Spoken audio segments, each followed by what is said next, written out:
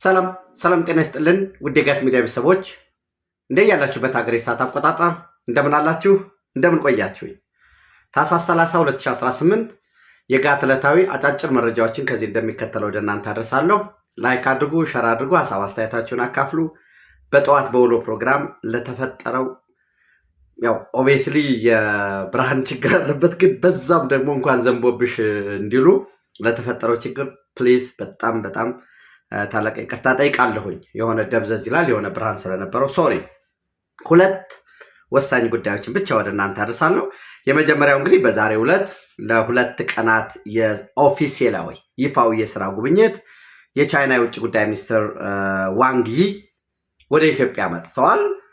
በሚኖራቸው የሁለት ቀን ግንኙነት አንደኛ ከኢትዮጵያ ቻይና ጋራ የባይላተራል የሚባለውን የሁለትዮሽ ግንኙነት በጋራ በቀጠናው እንዲሁም በሁለትዮሽ ግንኙነታቸው በዓለም አቀፍ የፖለቲካ ልውውጥ በኩል የጋራ መግባባት ላይ የጋራ ውይይት ይደርሳሉ ተብሎ ይጠበቃል። እንዲሁ ሃርድ ዳታዎችን ወደ እናንተ ለማድረስ ያክል በ2023-2024 ወደ ኢትዮጵያ ከገባው የውጭ ኢንቨስትመንት ውስጥ ወይንም ፎሪን ዳይሬክት ኢንቨስትመንት ውስጥ 50% ከቻይና የመጣ ነው። በ2024 የሁለቱ ሀገራት የእርስ በርስ ንግድ ልውውጥ ወደ 4.9 ቢሊዮን ዶላር ሲደርስ ከኢትዮጵያ በኩል በአብዛኛው ቡናን ጨምሮ የግብርና ምርቶች፣ የቆዳና ሌጦ፣ ሲሪየልስ፣ የቅባት እህሎች በአብዛኛው ወደ ቻይና መዳረሻቸውን አድርገዋል። ከቻይና ደግሞ ወደ ኢትዮጵያ የማኑፋክቸሪንግ፣ የአፈር ማዳበሪያ፣ የተለያዩ ኬሚካሎች ወደ ኢትዮጵያ መጥተዋል። በዚህ ረገድ በአፍሪካ ቀንድ በቀይ ባህር ቀጠና በአጠቃላይ በአፍሪካ ደረጃ ቻይና ከፍተኛ ኢንጌጅመንት አላት። ይሄ ቤዚክ ፋክቱ ነው። አንድ ሁለተኛ፣ ይሄ በቀይ ባህር ቀጠና የዓለማችን 12% ንግድ በተለይ የኃይል ምንጭ ሆነው የነዳጅ ዘይት በሚነገድበት መስመር ትልቅ ሸቀጥ አምራች ትልቅ ማኑፋክቸሪንግ እንዳለው የዓለም ሁለተኛ ኢኮኖሚ እንደሆነ ሀገር ቻይና በቀጠናው ውስጥ በአፍሪካ ውስጥ ሀይ የሆነ ተሳትፎ እንዲኖረው ተጽዕኖ እንዲኖረው ይፈልጋል። ነገር ግን በቅርቡ እንዳያችሁት በከፍተኛ ደረጃ የነዳጅ አልሚ ኩባንያዎች የቻይና የነዳጅ አልሚ ኩባንያዎች ያለሙት የኃይል ምንጭም ታገኝበት የነበረው ቬንዙዌላ ሙሉ ለሙሉ በአሜሪካ ውስጥ ቁጥጥር ውስጥ ሆኗል። አሁን የቬንዙዌላ ነዳጅ የሚሸጠው በአሜሪካ የሚለማው በአሜሪካ ካምፓኒዎች ነው። ቸብሮንን ጨምሮ የሚሸጠውም በአሜሪካ መንግስት ፍቃድ ነው። ያው ይሄ እዛ ውስጥ የቬንዙዌላ መንግስት ኖሮ ማንም አያዘዘንም፣ ከኛ ውጭ እያስተዳደረ የለም፣ ይህንን ነገር አትስሙ፣ መንግስታችን ለራሳችን መንግስት ነው በሚል የሚገለጹ ነገሮች ይኖራሉ። እውነታው ግን እንደዛ አይደለም የሚሆነው። አሁን ራይት ነው ባለው እንዳያችሁትም ከ30 እስከ 50 ሚሊዮን በርሚል ነዳጅ ከቬንዙዌላ ማዕቀብ የተጣለበት እሱን የአሜሪካ ካምፓኒዎች ይወስዳሉ። የተፈቀደለት የነዳጅ አስተላላፊ መርከብ ይወስዳል። በአሜሪካ ገበያ በነፃ ገበያ ይሸጣል እስከ $2 ቢሊዮን። ያ $2 ቢሊዮን ደግሞ ዛሬ ዶናልድ ትራምፕ በትሩዝ ሶሻላቸው እንደገለጹት የአሜሪካ ምርቶች ተገዝተው በዚያ ገንዘብ ወደ ቬንዙዌላ ይሄዳል። የግብርና ምርት ሊሆን ይችላል፣ የኢንዱስትሪ ምርቶች ሊሆኑ ይችላሉ። የተለያዩ ምርትና አገልግሎቶች ወደ ቬንዙዌላ ገበያ ይገባሉ። የደካማ የሆነው የነዳጅ መሰረተ ልማት በሙሉ እንደገና ይታደሳል፣ ወደ ስራ ይገባል ማለት ነው። በዚህ ሂደት አሜሪካ የራሱን የዌስተርን ሄሚስፌር በኋላ ስላችሁ አሁኑኑ እያንዳንዱን ምንድን ነበረ ከትናንት እስከ ዛሬ የሚለውን በተለይ አናዱሉ ኤጀንሲ ያጠናቀረውን እኔም ደግሞ የበለጠ ወደ ውስጥ ሰፋ ብዬ አንብቤ ያገኘሁት የምላችሁን መረጃ ወደ እናንተ አድርሳለሁ። አሁንም በተመሳሳይ ቻይናን ከአፍሪካ ከቀይ ባህር ቀጠና የመግፋት ኢምፕሊሲትሊ በግልጽ አይነገር እንጂ ያ አካሄድ አለ። ቻይና በዚህ ደስተኛ አይደለም። ህንድም ግዙፍ ኢኮኖሚ ባለቤት ነው። ወደ ቀይ ባህር ቀጠና እየመጣ ነው። ናሬንድራ ሞዲ በባለፈው ወደ አዲስ አበባ ሲመጡ ወደ ኬንያ ሲጓዙ የሌሎችም በዛው አካባቢ ያሉት የነ ማሌዥያ፣ የነ ኢንዶኔዥያ፣ የነ ሲንጋፖር፣ የነ ቪየትናም ኦፍኮርስ የቪየትናም ኢኮኖሚ ሞሮለስ ከቻይና ጋር ኢንጌጅ አረገም ቢሆን ቻይናም በራሱ አግሬሲቭሊ መስራት ይፈልጋል። አንደኛ ነገር ብቸኛ ከቻይና ግዛት ውጭ ብቸኛ ናቫል ቤዝ የባህር ኃይል የጦር ሰፈር ያለው ጅቡቲ ላይ ነው። ጅቡቲ በሶማሌላንድ መገንጠልና ኢንዲፔንደንት ሀገር መሆን ከሶማሊያ ተገንጥላ ፍላጎት የላትም። ከዋናው ሶማሊያ በላይ የሶማሌላንድ መገንጠል የግርሳት የሆነበት ጅቡቲን ነው። ለምን? ስትራቴጂክ ሬሌቫንሱ ያበቃል። 2 ሶማሌላንድ ዌስተርን ካልቸር ያለው ነው። የዲሞክራሲ ካልቸሩ፣ የባህላቸው፣ ግንኙነታቸው ከዚህ በፊትም በእንግሊዝ ቅኝ መገዛታቸው ጋር ተያይዞ አሁንም የዌስተርን ካልቸር ስላላቸው እውቅና ልንሰጥ ይገባል የሚል ሰፊ ዘመቻ የሚከፈተው ከእንግሊዝና ከምዕራቡ ዓለም ከአሜሪካ ጨምሮ ነው። ስትራቴጂክ ኢምፖርታንሱም የባብ ኤልመንደብ ዋናው መግቢያ ነው። ሰፊ የሆነውን የህንድ ውቅያኖስም የምታገኘው በገልፍ ኦፍ ኤደን በኩል ነው። ሰፊ ሊለማ የሚችል የእርሻ መሬት አለው። በቀይ ባህር ቀጠና ውስጥ እጅግ ሶፊስቲኬትድ ሆኖ የለማ ዛሬውን ወደ ስራ ሊገባ የሚችል ዲፒ ወርልድ የዱባይ ፖርት ሰርቪስ ዩኤኢ ያለማው የበርበራ ወደብ አለ። የበርበራ ኤርፖርት አለ። ስትራቴጂክ ኢምፖርታንስ የሆነው ከጅቡቲ በጣም ትንሽ ሀገር ነው። 1 ሚሊዮን ህዝብ አካባቢ ነው ያለው። ሶማሌላንድ ወደ 6 ሚሊዮን ህዝብ ነው ያለው። 7 ምናምን የሚል ቢቢሲ ያወጣዋል። ግን ኒርቱ 6 ሚሊዮን የሆነ ነው። የእስራኤል የዲፕ ኢሪጌሽን የጠብታ መስኖ ከኢትዮጵያ በኩል የሚታሰቡ የንጹህ መጠጥ አቅርቦት ኢብን ሰፋፊ እቅዶች አሉ። በኢሪጌሽን መልኩ ለኢሪጌሽን የሚውልም ሰፊ ውሃ የማቅረብ ከኢትዮጵያ በኩል ፕላኖች አሉ። ፈጣን የኤሌክትሪክ ባቡር ከበርበራ በቶጎጫሌ በድሬዳዋ ኮኔክትድ የማድረግ እቅድ አለ። ፈጣን መንገድ ኤክስፕረስ ወይ የመስራት አለ። ዩናይትድ አረብ ኤሚሬት ሶማሌላንድ ውስጥ ያሉ የቦራማን ከላይ አውዳል ስቴትን ጨምሮ 4 እጅግ ዘመናዊ የኤርፖርት ስቴሽን የመገንባት እቅድ አለ። እነዚህ በሙሉ ተደማምረው ጅቡቲን ምንም ኢሬሌቫንት የሚያደርግ ዛሬ ከግብፅ ጋር ተስማማሁ፣ ሳውዲ አረቢያ እንደዚህ ሆነ፣ በኦርጋናይዜሽን ፎር ኢስላሚክ ኮሚኒቲ፣ በአረብ ሊግ ወዘተረፈ ድምፅ ያለው ጅቡቲ ምንም ኖሮት አይደለም። ኢትዮጵያን ጉሮሮዋን አንቆ ስለያዘ ወደ ኢትዮጵያ መግቢያ ስለሆነ ነው። ይሄ የሶማሌላንድ ሀገር መሆን በፍጹም ጅቡቲን ደስተኛ ያደርገው። ጅቡቲ ደስተኛ ሳይሆን ሊከፉ ከሚችሉ ሀገሮች ቀዳሚው ፈረንሳይ ነች። እንግዲህ በባለፈው የፈረንሳይ ፕሬዚደንት ያው ስልክ ደውለው ነበር። ምንድነው የተነጋገሩ የሚለውን ብዙ ነገር ማየት ያስፈልጋል። ፈረንሳይም አሁን ሌትሊ ከምዕራብ አፍሪካ ከማሊ፣ ከኒጀር፣ ከሴኔጋል፣ ከቻድ፣ ከቡርኪና ፋሶ ከዛ አካባቢ ተባሮ ዋነኛ ቤዙን ወደ ጅቡቲ አምጥቷል። ፈረንሳይ ኢማኑኤል ማክሮን የክቡር ጠቅላይ ሚኒስትር የዶክተር አብይ አህመድ እንደ ግልም ወዳጅ ናቸው። መንግስት ለመንግስትም የኢትዮጵያ ወዳጅ ነው ፈረንሳይ። አሁን ሰፋፊ በተለይ በባቡር መሰረተ ልማት፣ በኢነርጂ፣ በማይኒንግ የኢትዮጵያ ናቫል ቤዝ በመገንባት ሰፋፊ ስምምነቶች አሉ ወደ ስራ ይተገበራሉ ተብሎ የሚታሰብ በኮሙኒኬሽን ቴክኖሎጂም፣ በሮቦቲክስም፣ በስታርታፕ ቢዝነስ፣ በስራ ዕድል ፈጠራ ቢዝነስም የመግባት እቅድ አለ። ግን ጅቡቲ ሞሮለስ ኮሎኒ ነች። በተመሳሳይ ቻይና ትልቁ ብቸኛውም ትልቁም ከግዛቷ ውጭ ያለው ናቫል ቤዝ ጅቡቲ ነው ያለው። አንድ እሱን እንውሰድ። የጅቡቲ ደስተኛ ካልሆነች በሶማሌላንድ የሀገርነት ጉዳይ በተመሳሳይ ቻይናም ደስተኛ አትሆንም። አንድ ስትራቴጂክ ኢንተረስት ስላላት ከጅቡቲ ላይ። ሁለተኛ የሶማሌላንድ ነፃ ሀገር ሆነች ማለት ቀጣዩ ደግሞ አሁንም ማን አለ? ታይዋን አለ። ዛሬ ታይዋንና ሶማሌላንድ ያላቸው ግንኙነት እጅግ መጠነ ሰፊ ነው። በድርቅ ለምሳሌ ድጋፍ እንዲደረግ አብድራህማን ሲጠይቁ የሶማሌላንድ ፕሬዚዳንት የመጀመሪያ ድጋፍ ያደረገችው $500,000 አካባቢ $500,000 አውጥተው አሁን የመጀመሪያ ዙር በሚል የጥራጥሬ የዱቄት ድጋፍ አድርገዋል። የሶማሌላንድን የአየር ክልል መቆጣጠር የሚያስችል ስርዓት የዘረጉላቸው ታይዋኖች ናቸው። የባህር ኃይል ላይ የዚህ ምንድነው ራውንድ የማድረግ ኮስተል ጋርድ ስልጠና የሚሰጡ ታይዋንና ሶማሌላንድ ትብብር አላቸው። በሕክምናው ዘርፍ፣ በግብርና ዘርፍ፣ በማይኒንግ አሁን በቀጣይ በዚህ ቀጣይ 1-2 ወር ውስጥ ደግሞ ወደ ስራ የሚገባ ከታይዋን ጋር ሰፊ ስምምነት አለ። ታይዋን ካለ ከጀርባ ማን አለ? ስቲል አሜሪካ አለ።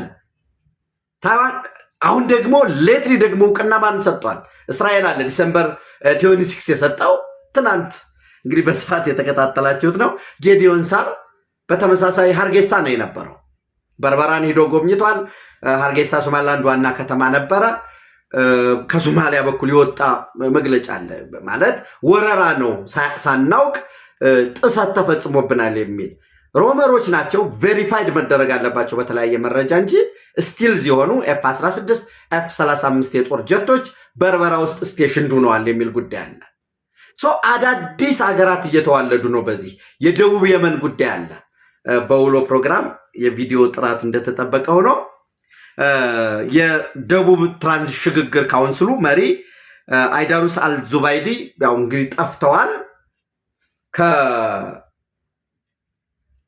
አረቢያ ከምትመራው ድጋፍ ከሚሰጠው ኃይል የወጣው ነው። ከኤደን በጀልባ አድርገው ወደ በርበራ ከመጡ በኋላ ከበርበራ ደግሞ ዩናይትድ አረብ ኤሚሬቶች ኦፊሰሮች ማኔጅ በሚያደርጉት አውሮፕላን ውስጥ ተሳፍረው ሞቃዲሾ ከሞቃዲሾ ወደ ኤሚሬትስ ውስጥ ወደሚገኝ የጦር ሰፈር ሄደዋል የሚላለ የደቡብ የመን ጉዳይ አይቀሬ ነው። የደቡብ ሱዳን ለሁለት የመከፈል ጉዳይ እድል አለው። እስቲ አሁንም ከዚህ በፊት ሱዳን አንድና ደቡብ ሱዳን ሆኗል። አሁንም ደግሞ የሆነ ጋር ኢንተርቬንሽን ከሌለ በቀር እስቲል እድል አለ። እየተዋለዱ ያለበት ጉዳይ አለ። ቻይና ኢንተረስት አለው በዚህ ቀጠና። ጅቡቲ ላይ ከፍተኛ የሆነ ብድር ሰጥቷል ለጅቡቲ። ማንን ተስፋ አድርጎ? የጅቡቲ ወደብን ተስፋ አድርጎ። የኢትዮጵያ ኢኮኖሚ በፍጥነት ያድጋል። በዛ በኢትዮጵያ ኢኮኖሚ እድገት ላይ የተመሰረተው በኢትዮጵያ ላይ የተንጠለጠለው ጅቡቲ ደግሞ እዳውን መልሶ ይከፍላል በሚል በተመሳሳይ ከጅቡቲ አዲስ አበባ የተዘረጋው የኢትዮ ጅቡቲ ምድር ባቡር በቻይና ብድር የተገኘ ነው። ሌሎችም ጅቡቲ ከባድ ትልቅ ብድር ያለበት ሀገር ነው። ኢትዮጵያ ሌላውን እንቶ ማዳበሪያ በበርበራ በኩል ብታስገባ ወይንም አንዳንድ እንቅስቃሴዎች ስላሉ የነዳጅ ዘይት በጣም ሰፊ የሆነ ማጠራቀሚያ አለው በርበራ። ከዩናይትድ አረብ ኤሚሬት የሚመጣ ነዳጅ ዘይት በርበራ ላይ ከተጠራቀመ በኋላ ከበርበራ ወደ አዲስ አበባ የሚመጣ ከሆነ እሱ የሚፈጥረው ሁሉ ችግር አለ። ስለዚህ አንደኛ ዋንጊ ከክቡር ጠቅላይ ሚኒስትር ጋር በሚኖራቸው ግንኙነት ኢትዮጵያ የሶማሌላንድ እውቅና እንዳትደግፍ ወይ እንድትቃወም ጥሪ መቅረቡ አይቀርም። ነገር ግን ኢትዮጵያ ደግሞ የራሷ ጉዳይ አለ። ከራሳችን ስትራቴጂክ ኢንተረስት አንጻር ነው የምናስበው። ይህንን ካሉ እኛ መደገፍ አለመደገፍ ሌላ ጉዳይ ነው። ነገር ግን በእስራኤል ሃዮምንም ጠቅሼ እስራኤል ሃዮም አንድ ያወጣው መረጃ እጅግ ተነባቢ የሆነ ጋዜጣ ነው። እስራኤል ሃዮም ምን ይላል? እስራኤል ፑሽስ ወርልድ ቱ ሪኮግናይዝ ሶማሌላንድ እና በዚህ ሂደት የህንድ ናሬንድራ ሞዲ እውቅና እንዲሰጡ ኢትዮጵያም፣ ዩናይትድ አረብ ኤሚሬት፣ ኬንያ፣ ኡጋንዳ፣ ሳውት ሱዳን አሁን እስራኤል ነው የሰጠችው። የአፍሪካ ዩኒየን ፒስ ኤንድ ሴኩሪቲ ካውንስል፣ ኢጋድ፣ በአፍሪካ ህብረት ምናምን እነዚህ በሙሉ እውቅናሽን ሳቢ ህገወጥ ነው የሚል ጉዳይ አለ። ሌላ አንድ ሀገር ከጨመረ ሌላ አንድ ሀገር ከቀጠለ ምን እየሆነ ነው የሚሄደው? ጉዳዩ ያለቀ ነው። ፌታ ኮምፕሊ ነው በነገራችን ላይ የሶማሌላንድ የሀገርነት እውቅና። በዚህ ረገድ አንደኛ የሶማሌላንድ ጉዳይ ቻይና እንደራሱ አድርጋ የምታየው የታይዋን ጉዳይ በዛ ስላለ ነው። በዚህ ረገድ የሚታይ ይሆናል። በነገው ዕለት ሆፕፉሊ በቻይና አፍሪካ የህዝብ ለህዝብ መድረክ በአፍሪካ ህብረት ዋና ጽህፈት ቤት በዛ ይሳተፋሉ ተብሎ ይጠበቃል። ከዛ ባለፈ የኢትዮጵያ ክቡር ጠቅላይ ሚኒስትሩን ጨምሮ የሚመለከታቸው ከፍተኛ የመንግስት ባለስልጣናት የኢትዮጵያን የሀገር በቀል ኢኮኖሚ ሪፎርም በዚህ ረገድ የቻይና ባለሀብቶች ሊሰማሩበት የሚችሉትን እድል ተጨማሪ ፋይናንስ የሚገኝበትን የቡድን 20 አባል ሀገራት አንድ አባል ስለሆነ ቻይና በተመሳሳይ የብድር ሽግሽግ በሚካሄድበት በሌሎችም ከቻይና ኢምፖርት ኤክስፖርት ባንኮች ለአንዳንድ ፕሮጀክቶች በተለይ በስኳር ልማት ዘርፍ በማይኒንግ ዘርፍ ለተጀመሩ ፕሮጀክቶች ተጨማሪ ፋይናንስ በሚገኝበት ሌሎች ደግሞ በቻይና የተያዙ የመንገድ ፕሮጀክቶች ጨምሮ እነዚህም በፍጥነት በሚጠናቀቁበትና በጋራ በሚሰራበት ጉዳይ ላይ እንደሚመካከሩ ተስፋ አድርጋለሁ። የጋራ የፕሬስ ሪሊዝ የሚኖር ከሆነ እሱንም ተከታትዬ ከመረጃ ምንጮች ጋር አጠናቅሬ እንግዲህ በነገው ዕለት በጋት የውሎ ፕሮግራም ወደ እናንተ ማድረሳችሁ ይሆናል። ይህንን ካልኩኝ ቻይና እንግዲህ እንደምታዩት ከቬንዙዌላ ተገፍቷል። ከቬንዙዌላ ሲገፋ ምንድን ነው ያልኳቸው? የቻይና የነዳጅ አምራች ኩባንያዎች ከፍተኛ ቀውስ ነው የሚገጥማቸው። ዌራስ የአሜሪካ ኢኮኖሚ ደግሞ እያደገ ነው የሚሄደው። ለዛ ነው እንግዲህ ለመከላከያ በታሪክ ከፍተኛ የሆነ በጀት የተመደበበት ሁኔታ አለ። ኦፍኮርስ ከዲፓርትመንት ኦፍ ዲፌንስ ወደ ዲፓርትመንት ኦፍ ዋር የተሸጋገረበት ጉዳይ አለ። ኢትዮጵያን በነገራችን ላይ ያው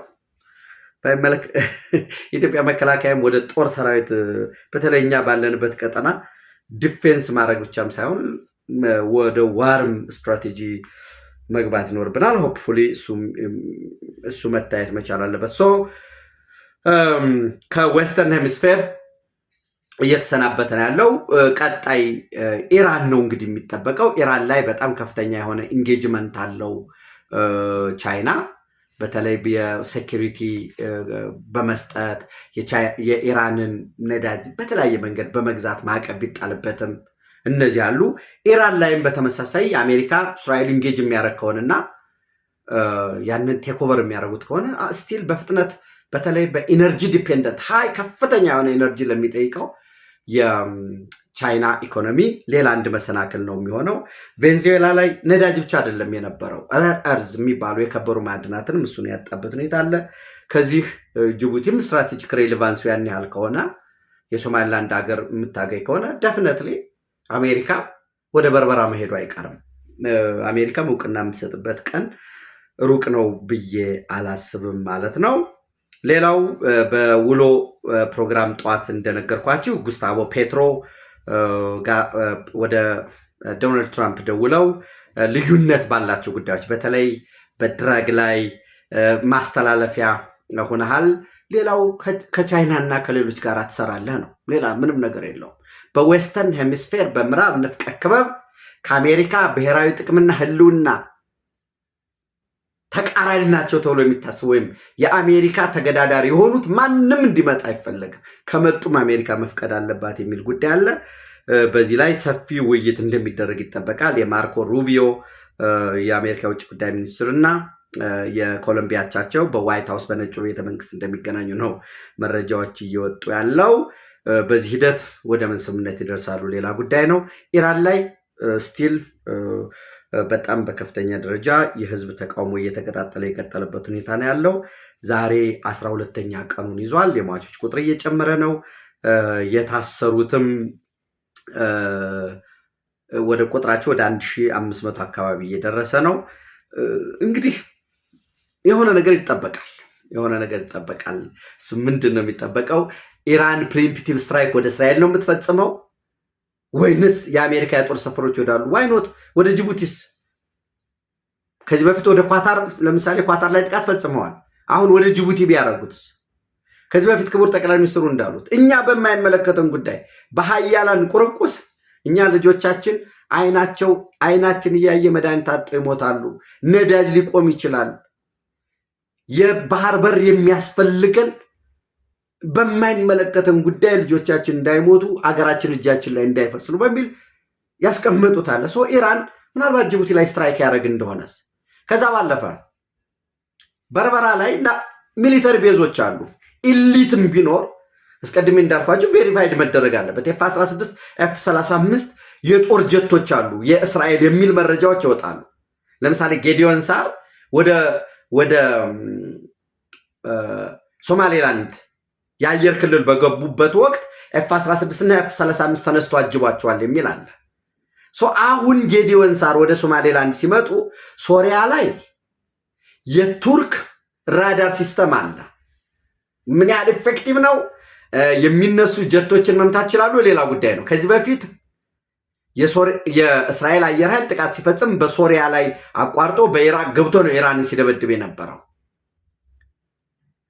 በዚህ ረገድ አሁን ላይ እሱን አቮይድ በማድረግ ወደ ሶማሌላንድ ላይ ጥቃት ሊፈጸም ይችላል ነው።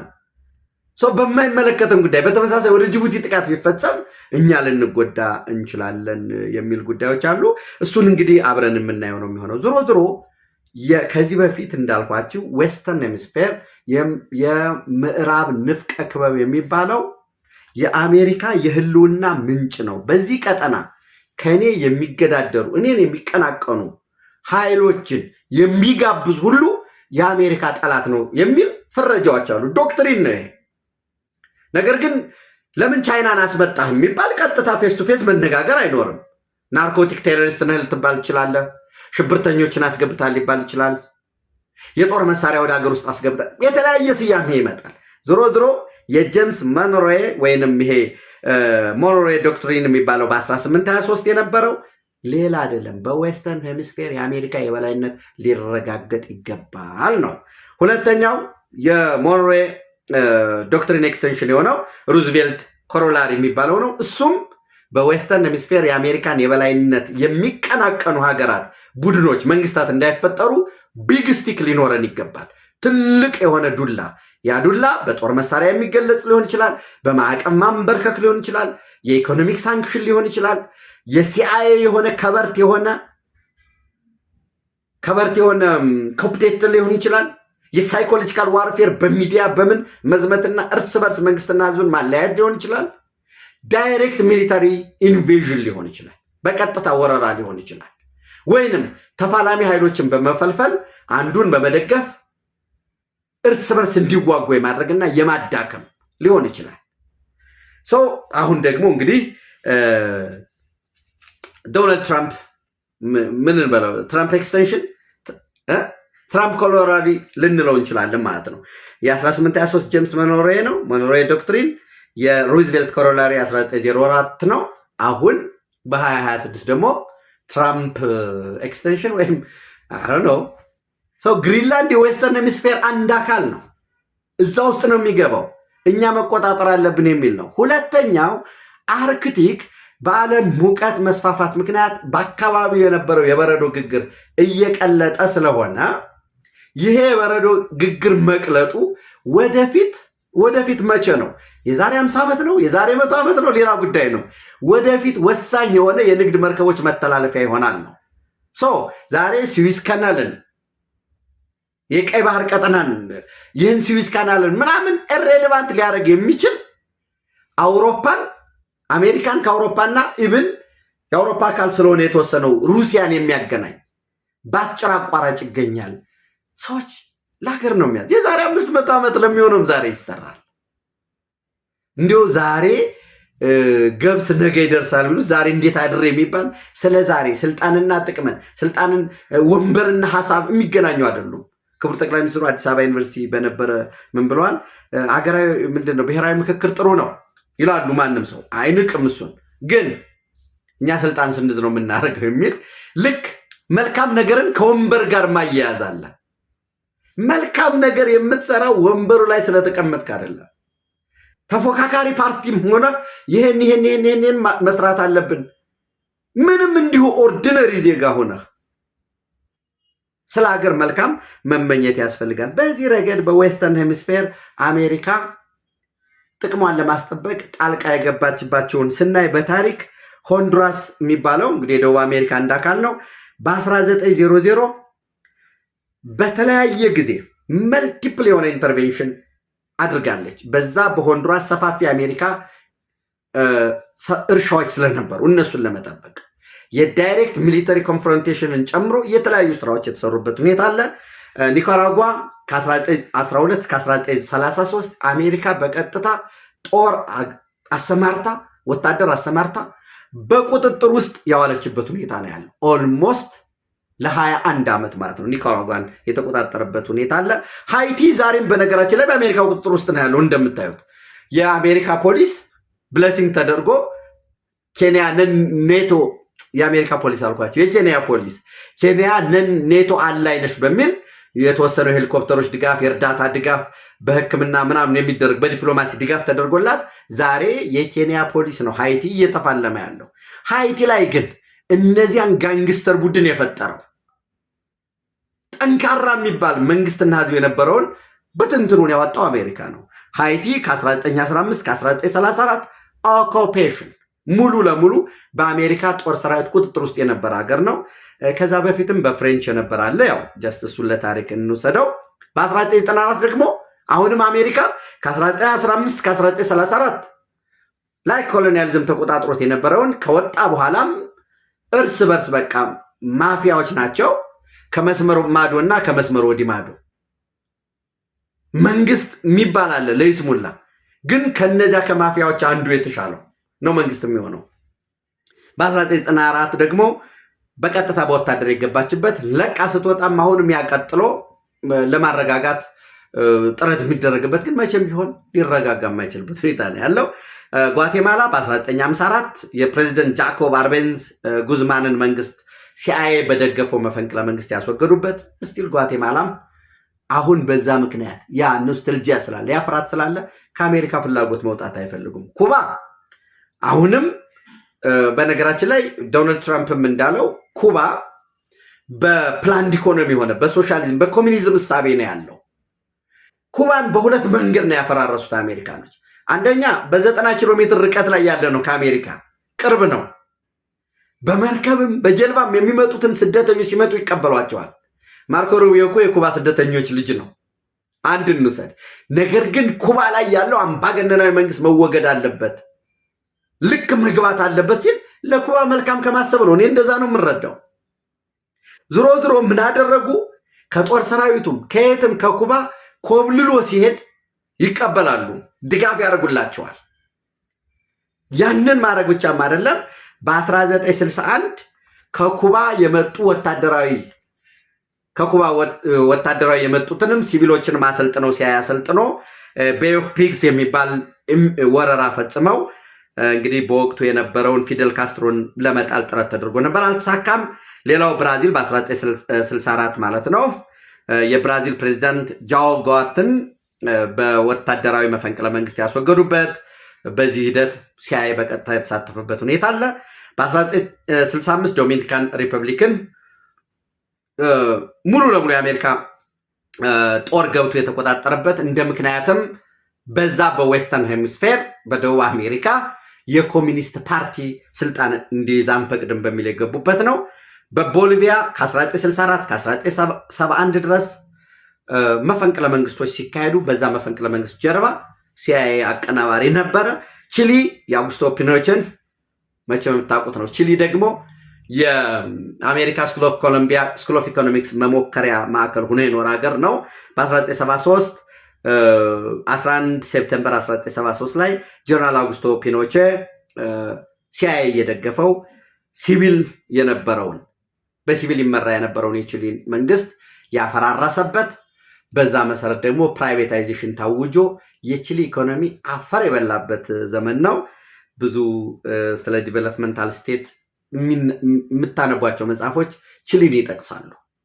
ቺሊ ልማታዊ መንግስት በከፍተኛ ሁኔታ አምጥቷት የነበረው ነው። ነገር ግን ይሄ ልማታዊ መንግስት በቀጠናው ላይ በዌስተርን ሄሚስፌር በደቡብ አሜሪካ ውጤት ካመጣ ሌሎችም ይገዙታል፣ የአሜሪካ የበላይነት ይጠፋል በሚል ጀነራል አውጉስቶ ፒኖቼን አስነስቶ ሲአይኤ የሚሉ ዝርዝር ጽፎች አሉ። በሌላ በኩል ደግሞ በአሜሪካኖች በኩል የሚጻፈውን ደግሞ ማየት ነው። ፓናማ በ1989 ቀጥታ ወረራ የተፈጸመበት ነው። በተለይ በፓናማ ካናል አሜሪካኖች ከመስራታቸው ጋር ተያይዞ አሁንም ፓናማ ካናልን ዶናልድ ትራምፕ በተደጋጋሚ ሲያንገራግር ነበር። ቻይና አለች እዛ የሚቆጣጠሩት እነሱ ናቸው አለ። ሞሮለስ ቻይና አሁን እንዲወጣ ተደርጎ ሪስቶር የተደረገበት ሁኔታ ነው ያለው። ከፓናማም የተገፋበት ሁኔታ ነው ያለው። ግሬናዳ 1983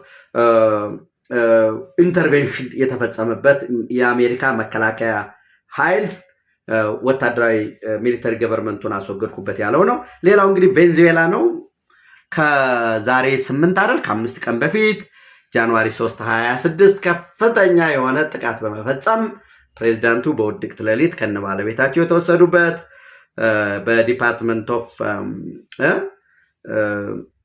ምንድን ነው የሚባለው የአደንዛዥ እጽ መከላከያ ኢንፎርስመንት ኤጀንሲ ላይ ክስ የተመሰረተበት ሞሮለስ በሞት የሚቀጡ አይመስለኝም። በእድሜ ልክ እስራት የሚፈረድባቸው የሆነ ሁኔታ አለ። ሰው ቬንዙዌላ አለ። ቀጥሎ ያለው ማን ነው ሊሆን የሚችለው ሲባል አንዱ ኮሎምቢያ ነው እየተነሳ የነበረው። ኮሎምቢያ እንዳልኳቸው በመግቢያ አስቀድሜ ፕሬዚደንቱ ተነጋግረናል፣ ጉስታቮ ፔትሮ ስልክ ደውለው ተነጋግረናል ብለዋል።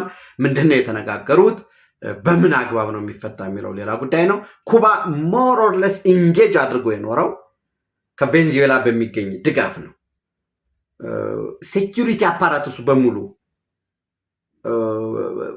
የጦር ሰራዊቱ በሙሉ እና ሀይ የሆኑ ይሄ በፕሬዝደንቱና በዙሪያ ያሉ ፕሬዚደንሻል ጋርዶቹ በሙሉ ከኩባ የመጡ ናቸው። እንግዲህ ከኩባ ወደ 50 የሚጠጉ ሰዎች እንደሞቱ አጠቃላይ ቬንዙዌላ ደግሞ 150 ገደማ የሚሆኑ የቀብር ኦፊሻል የቀብር ስነስርዓት እየተካሄደ ነው።